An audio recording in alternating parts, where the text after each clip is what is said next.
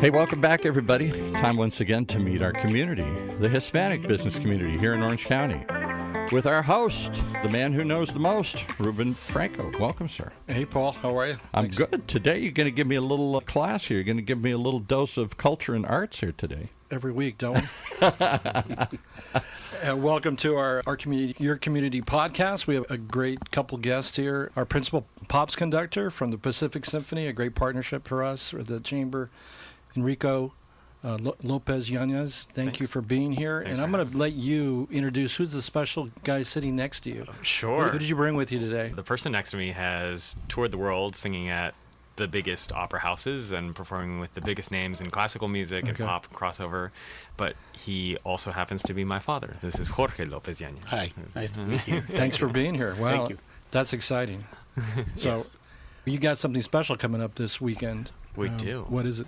So Friday and Saturday night, we're doing a concert with the Pacific Symphony that is called An Enchanted Evening with the Three Mexican Tenors. Okay. So it is a compilation. Many of you are probably familiar with the Three Tenors. It's a little bit of that mixed with a little bit of everything else under the sun. So there is traditional opera and Neapolitan songs. There's Broadway. There's Mexican pop. There's mariachi. There's every genre of music imaginable, sung by three world-class tenors from Mexico and presenting just a variety of everything. And we even have special guests, Mariachi Garibaldi, who will be joining us. They've been with the symphony once before, but never in this format. And actually, this show has never been done with live mariachi before, so it's a first. My father and I have had the privilege of taking this show around to several orchestras throughout North America, but this will be the first time that it's done the way it was conceived, which was with live mariachi as a part of the show. That's exciting. And Jorge, we knew a little bit about Enrico's background last time we had him on. What was your background growing up, and how did you become an opera singer? Since I was very young, I discovered I had this special love for music. Okay. I started playing guitar when I was 6 years old, and I started singing with the guitar. And however, my parents they were never trained into music at all. They enjoy music. My mom, she was born in Bratislava, the Slovak Republic right now. And my dad, he was from Zacatecas, Mexico. Wow, okay. He was a professional bullfighter. Really? When he was a younger kid, he loved bullfights very much. He used to follow all the big names pretty much all over Mexico. So when I started doing music and stuff, then I also went into bullfights because my dad's background and stuff. And then I started singing pasos dobles. And one time I was singing in a party, I was singing Granada with a Mexican trio. And there was a friend of my dad who was very cultural, and he loved tenors. He used to follow tenors all over the world. He followed Domingo, he heard Mario Lanza, all the big names, Corelli. And when he heard me doing Granada, he was with my dad, and he told me, my gosh, this guy has a really spectacular voice. He's a natural tenor. He sings Granada, and Granada is a hard piece. singer. Yeah. So then he told me, my dad was like, why don't you talk to him? And after I finished, he came to me and he said, have you ever studied voice? I said, no, it's just my voice, what it is. So he's the reason he said, would you be interested maybe in studying opera? And I was like, I was 27 by the time I was finishing my career. Okay. My dad was a civil engineer in my hometown. So my plans were just to take over his company. I studied engineering career. But then this guy said, why don't you do me a favor? Why don't you learn these two Neapolitan songs, have them recorded, hire a pianist and go to a professional studio, and let's send it to New York, the tape, and see what they say. I said, sure. No. So I learned O Sole Mio, Torna Sorrento, and I had a friend who used to read very good music, and I said, would you be so kind and play for me for my tape? And he says, of course. So we did record it. He sent them to New York to the apprentices of the Metropolitan Opera. And 2 weeks later, we got a letter back saying that it definitely was a natural tenor voice. They said, if this guy wants to come to the States, I'm pretty sure there'll be plenty of places where he can be taken studying professional music. And that's how I started into opera. So you're 27 at that time. I'm 27, yes, okay. sir. Yeah. And then what was the progression after that? When they sent the tape, they named several universities. One was Juilliard, and two in Los Angeles. Okay. And there was another one, I think, in Cincinnati. At the time this happened, we had a direct flight from Aguascalientes to Los Angeles. So my mom said, why don't we go to Los Angeles and try there? Because New York, it was a hard connection for us. Sure. And So I came here. I did 3 auditions. I did UCLA, USC, and Cal State Northridge. When I came, it was funny because I have never done an audition like this. So you're going to sing for them, just come and sing. Yeah, Remember in Northridge, that was the first one I went to. Okay. I didn't have any music or nothing. So I come, and there was other singers as well, auditioning to be accepted in the program. So when one of the teachers said, do you have a music? I said, no. What do you mean no? So what are you going to sing? I said, I can sing whatever. Yeah. But you don't have any music, no? So he said, my gosh. He went and talked to the pianist. I said, what can you play for this guy? He didn't bring any music. So you're auditioning, bro. Yeah, I'm no auditioning. Right. So the pianist said, do you know the Ave Maria by Schubert? I said, yeah. He told him, we can audition with that one. So he started playing the Ave Maria. I started singing. And then I saw the teachers, they were looking at each other. There were 3 teachers there, and me singing with the accompanist. Then when I finished, one of the teachers came and he said, do you know how high can you sing? I said, no. No, okay. Then he said to the pianist, let me see. He said, can you sing this? And he started playing, and I will do like a vocalization with him. And the higher he will go, he will look at me and, oh my God, I went all the way. I used to have a very high voice. So they said, okay, after I finish, do you want something else? No, that's fine. We'll call you. So I left with my mom. We go back to the hotel. On our way back in LA, we have never been here in Los Angeles. I rented a car. And my mom, she was a big fan of fried chicken. Okay. Church's fried chicken. She said, why don't we, before we get to the hotel, why don't we go and grab something to eat? I said, sure. I said, there is one in Figueroa Street. We were staying at the Holiday Inn in Figueroa Street. So my mom said, okay, let's go there. She looked at the yellow pages. Back then, we didn't have the GPS. We didn't have anything like that. Sure. So I started driving, and numbers started going up, and driving. I said, my gosh, where in the hell is that church chicken? And we noticed that a lot of strange people, and I started getting really nervous. I said, my mom, they're going to kill us here. Look at the surrounding here. It was not. By the time we got to the church chicken, I was already so nervous. My mom said, let's just go back. And I said, no, we're here. I'll get down there. So I got there, and a lot of strange people were there. So finally I got the chicken. I said, let's go to the hotel. So we're driving back, and my mom says, why are you nervous? I said, no. I said, this is not what I thought it was going to be like. So you don't want to stay here? I said, no. You don't want to study here? I said, no. Let's go back to Mexico, and let's forget about this whole idea. So my mom was like, we did all this because of you. So we walking inside the hotel room. She opened the door, and there was an envelope sitting in the floor there. And she opened it up. My English was terrible then, very poor. So she opened the envelope. My mom was really good on English. And she said, are you sure you want to go back? I said, tomorrow we go back. Forget about this. And then she told me, let me read this letter to you. They have accepted you at Northridge. Full scholarship. You can start in 2 weeks. You're not going to pay nothing. They're going to pay for everything for you. You want to go back, or what do you want to do? And I was like, oh, my God. Yeah. So that's how it all started. Wow. Yeah, they gave me full scholarship. I went to an audition at USC. I went to an audition at UCLA. Somehow I knew Northridge is the one. So that's how I started. They gave me full scholarship and everything. So, Enrico, when you have a performer show up without any music to audition, what do you do? I think, next.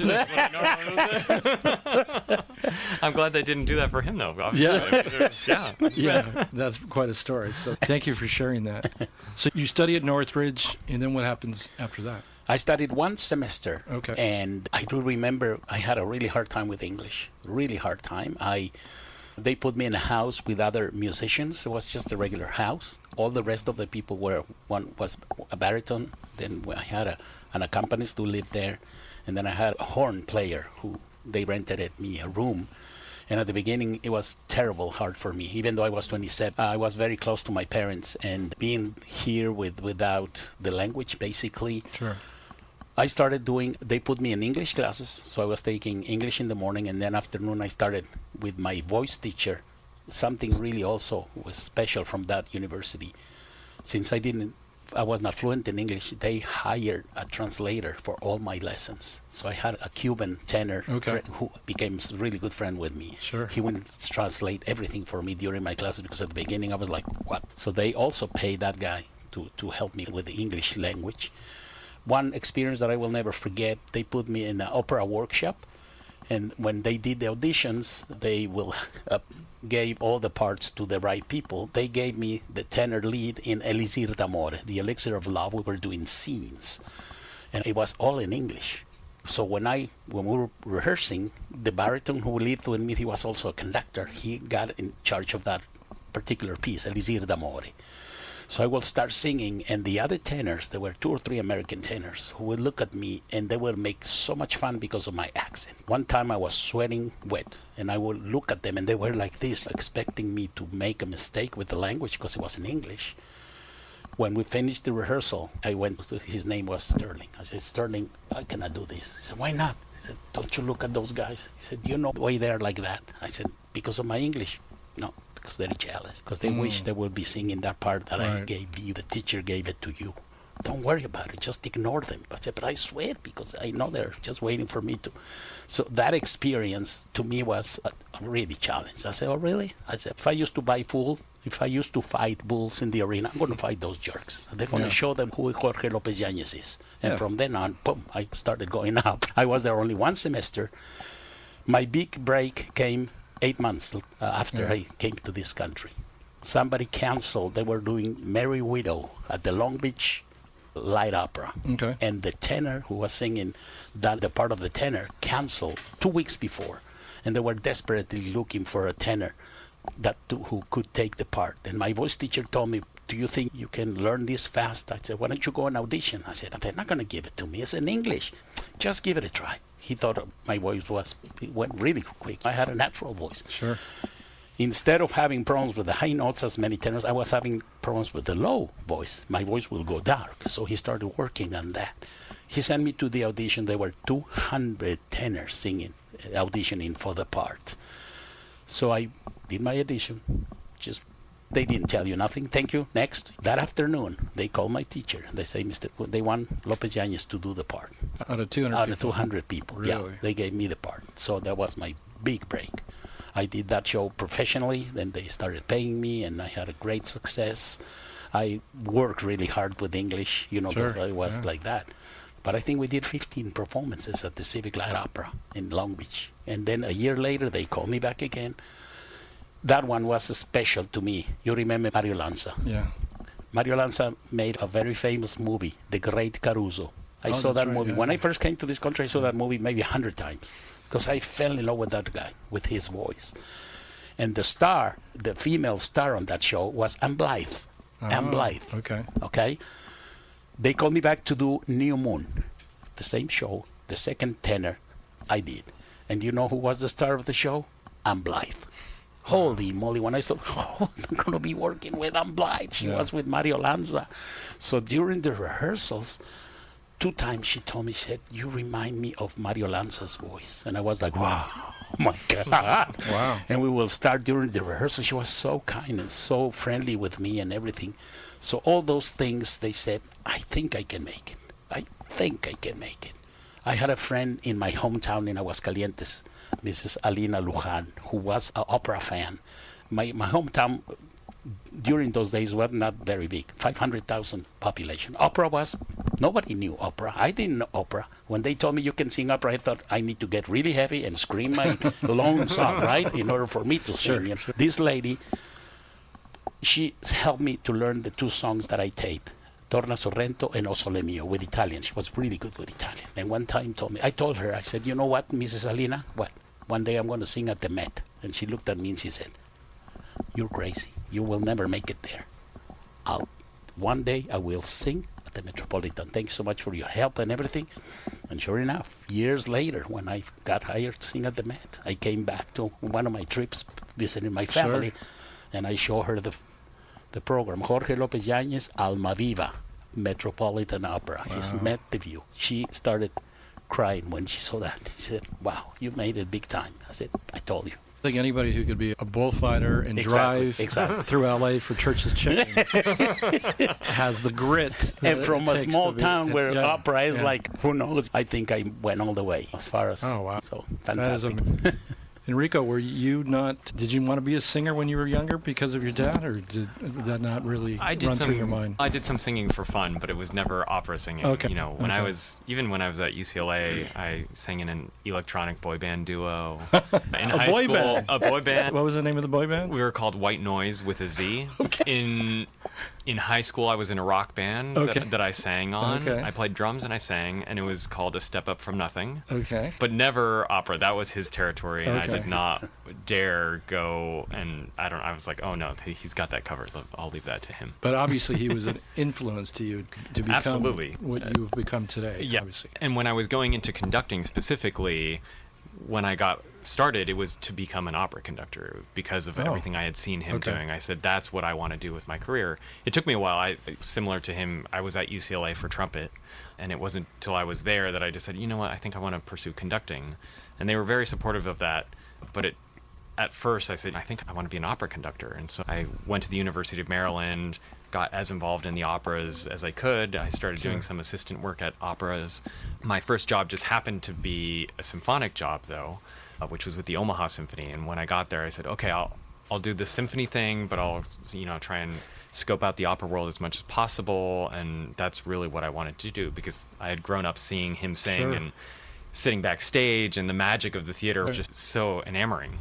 But then when I was actually in Omaha, I started seeing all the other shows that symphonies were doing. I had never been to a Pops show until my first job at the Omaha Symphony. I didn't know that orchestras played with rock bands or did these kind of crossover genre blending concerts. And I was like, oh, this is actually pretty cool, and more in line with the kind of music that I had been making growing up. So that was an eye-opening moment for me. And now with shows like this weekend, the Three Mexican Tenors, I still get to scratch that itch of opera, and doing stuff with my father is fantastic, but I also get to do all the stuff that I loved doing as a kid, which is every other genre of music that we can blend with symphonies, which is my favorite thing to do.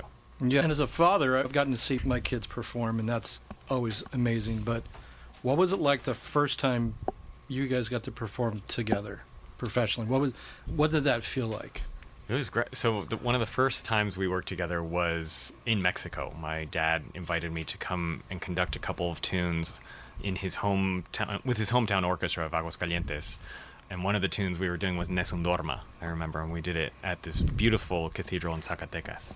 And I had known that tune like the back of my hand. I mean, it was one of my favorite pieces growing up, and then getting to hear one of my favorite voices singing it, but then also the connection we had together was just incredible. Nerve-wracking. Yeah, can imagine. Majorly nerve-wracking.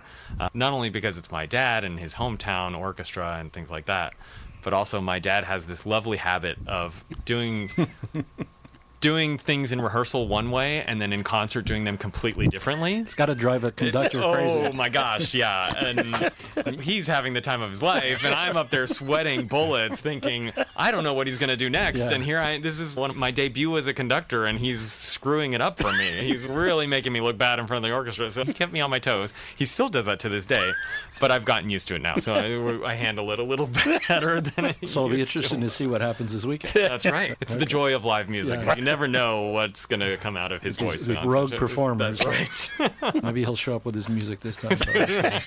We'll see. What was it like for you when you got to perform with your son the first time? I was so proud, and like people ask me, did you give him a chance because if he's your son? I said, first, yes. Second, I knew he has what it takes to be on the top. Otherwise, if he wouldn't be as good as he is, I wouldn't take a chance throwing him into that. So I knew what he has, and that's why I said, "I'll come and work with us." Wow, that's amazing. So you mentioned the Metropolitan. What other places? I know there must be just a bunch of places that have been amazing. What other places you just say you were pinching yourself being there and performing there? What? Here in the States was the Met, was San Francisco, Los Angeles Opera, it was Chicago. And in the world, Australia. When they called me first time to work in Sydney at the Opera House. Oh, wow. Yeah. Okay. And I was there 21 times in that opera. Yeah. They say that, I think, if I'm not wrong, I'm the only foreigner who has worked so many times with Australia Opera. I would do 2 productions and stay 6 months in Australia. I almost They invited me to join their rooster, but I thought, no, if I stay here, then I'm going to lose my career. I work a lot in Europe. Sure. I also did Israel. I did Japan. I did Mexico City, the biggest opera house in Mexico. I did that in Europe, all over the place, in Italy, Spain, France, Germany. So it was something exciting for me to visit all those fantastic places that I never even dreamed of singing, and always as a first tenor. Enrico, remind us again what you're the principal pops conductor for where else besides Orange County? So I also with the Detroit Symphony, and I also have positions in Dallas with the Dallas Symphony and Indianapolis Symphony. So those are the four that I bounce between. And formerly you were Nashville. And formerly with Nashville. That's right. Yeah, I was there for 8 years as well.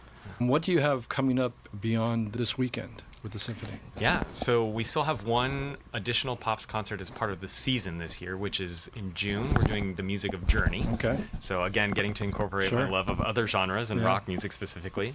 And then we kick into our Summerfest season down in Irvine at Great Park Live, and we have an incredible lineup. On the 4th of July, we're partnering with the band Air Supply, so we'll be celebrating the 4th of July with them. I'll be back there this summer doing a Music of Star Wars concert. We have the film Back to the Future coming there this summer, which is the live movie on screen, all with the dialogue, sound effects, but then the soundtrack has been stripped and the orchestra will play that soundtrack live. We have the music of ABBA. We also have a fantastic Tchaikovsky fireworks spectacular, which will be incredible. And then we just announced next season, our pop season just came out just recently, past week, and it's an incredible lineup. It's a bunch of new folks and new shows that are premiering and things that we've never done before. A couple of friends of the Pacific Symphony are coming back. So we kicked the season off with a Broadway legend, Idina Menzel. Wow. So original cast of Wicked, Frozen, so many iconic roles that she has done. We're having one of my dear friends back, Cody Fry, will be doing our holiday spectacular. He has this incredible holiday show that spans classic holiday hits with his incredible talent for orchestration. So some amazing symphonic arrangements paired with some of his solo hits too that he throws in there. We'll be having the great Pink Martini back again next season with all new singers that are joining as a part of the cast. So it's a new show, but with the classic group that is so beloved. We are also doing some brand new shows. We're doing a Music of James Bond show next season. Really? That I'll be creating. That'll take place. You seen all Bond movies? Most of them. Okay. I have some time to catch up on a couple of the older ones that I haven't quite seen. Okay. We're going to start that evening off, though, with a whole casino night event in lobby spaces. So it's an incredible opportunity to come. It's very interactive. You get your Vesper cocktail.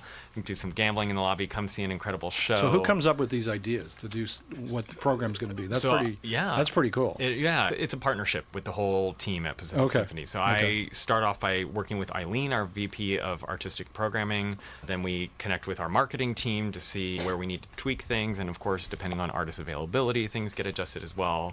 And we try to build something that is well-rounded. So we have some big-name artists, then we have some things that are very symphonically focused and covering our basis on different genres. We're doing a sci-fi showdown show next year that'll have Star Trek and Men in Black and The Fifth Element, Alien, all these cool, iconic films that are very much driven by that orchestral sound that really makes sci-fi such a cool genre.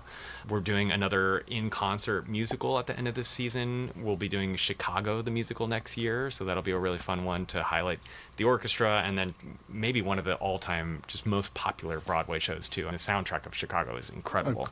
Absolutely. So we try and really blend different genres and find things that will interest the community at a wide scale. You had me at all those. That's pretty amazing. The lineup you have. Thank you. That's just amazing. So looking forward to. Thanks. It should be a lot of fun. I'm looking forward to the season very much. Jorge, where do you go after this weekend? What's on the agenda for you? I don't work as much anymore. Okay. And I think the next is in Baltimore, right? We have a Baltimore. Our so the same show is going on in Baltimore. Tenors, yes. Okay. Yes. So that's. We just got done with a show 2 weeks ago. We were down in his hometown, Aguascalientes. We did a show with one of my dad's iconic legend all-star dream cast. It was with the great tenor Jose Carreras from the Three Tenors, as well as Kenny G. Yeah, so you were mentioning that. Yeah, so it was a very fun, again, cross-genre, very unique show. So that was a big lead-up and build-up for that show, in addition to this one that we were doing right now. Is there anything, you probably can't if you could dream of any kind of combination of what you're talking about, is there anything that may be on your bucket list to do, to perform? As a music of the 90s is very big in my life in the early 2000s. I have a new show that I'm premiering in Indianapolis next year that's called Oops, I Sang It Again. Okay. It is all Britney Spears, Beyonce, Christina Aguilera, Spice Girls. Those are the kinds of artists and genres that were really a soundtrack for me personally growing up. Aside from the stuff that my dad played, which was like Chicago and Elton John, artists like what we're highlighting this weekend, Juan Gabriel, Luis Miguel. But that kind of dream artist would be like if the Backstreet Boys wanted to do a symphony show. I'm just throwing that out there. Any day of the week, let me know. They were just at the Sphere, I think. They were, had a huge residency at the Sphere, which was great.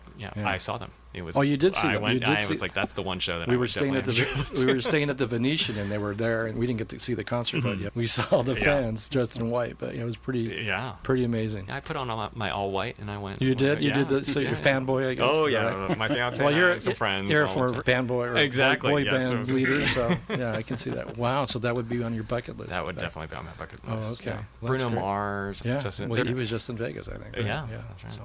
Very good. That's what's. I think that's what's exciting about what you do is that you can just dream about certain things. What if we did this, or what if we tried that, or what if we could connect with this artist? And that's what makes it, I don't know, exciting, right? Yeah. And it makes it exciting not just for you, but for the audience, obviously. And the orchestra, the only reason we can dream is because of the genre that we work with. And our players are so flexible in everything they do. We're so lucky that we have an orchestra that is made up of musicians that can sight read and play in any genre. That's why they're the same people that play in all the Hollywood soundtrack and play at the Hollywood Bowl. And so when we come up with these kooky ideas to create these shows at different genres, I'm always a little bit relieved at the fact that I'm knowing like, okay, but it's in front of these musicians. It's going to be great. I know that they can pull off any style, any genre at the drop of a hat. And just symphonic music in general is so unique in that it really can accentuate and create this new level of experience in any genre too. It's not like a 12-piece rock band. They're limited in the kind of collaborations they can do. But with an orchestra of 80 musicians, you can add to any style, any genre. And I've been fortunate enough to then get to work with rappers, hip-hop artists, soul, R&B, Broadway stars, country rock, because the orchestra can do that, and it can make those genres sound even better and more unique and provide a really cool experience for their audiences. Amazing. It just blows me away.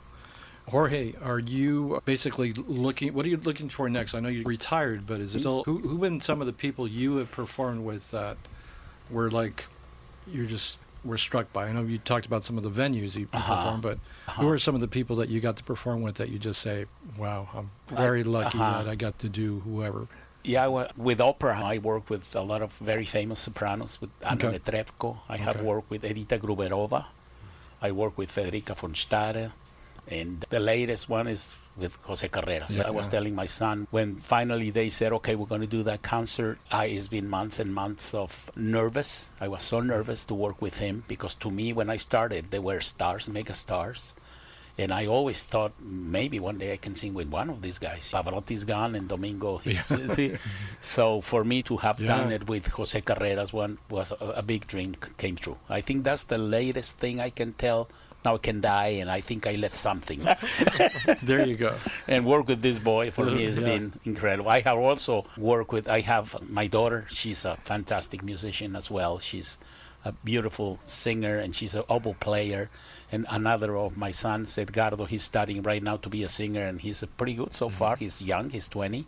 Okay. And he's a tenor. He studies here at Chapman University. Oh, he does? Okay. And we have done concerts, all of us together. Okay, I have shout out to Chapman, show my proudness, my 3 kids singing with me. And my youngest, he said, no music for me. So he's not a musician. But for a dad, what can I tell you? You know that, right? What a privilege and what a proudness, Mom. And when you see shine these people, it's like you did something right in life. That's how I feel so far. That's right. Yeah. That's exciting when you see that. What is the toughest thing what's the biggest challenge for you as a conductor, other than somebody not showing up with their music or what, is 80-piece orchestra, you have new people that come to sing and perform that you haven't really done with. Yeah. What's the biggest challenge being a conductor? flexibility, being able to adapt in the moment to any situation. And some of that is on the podium, some of it is off the podium. In creating seasons, you can have this dream lineup of concerts that you think is going to be a hit, and then all of a sudden one of your artists drops out, and you completely have to rethink everything that you had planned.